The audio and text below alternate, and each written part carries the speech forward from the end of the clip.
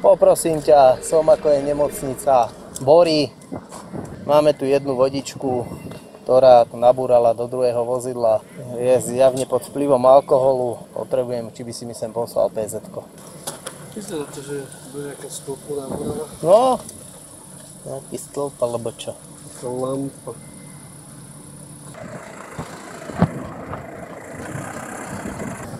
Dobre, daj si zdrojte, prosím. Ďalkovo nejaký predjazdov, nebolo nič?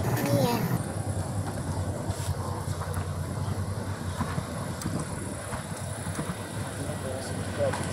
No jasne.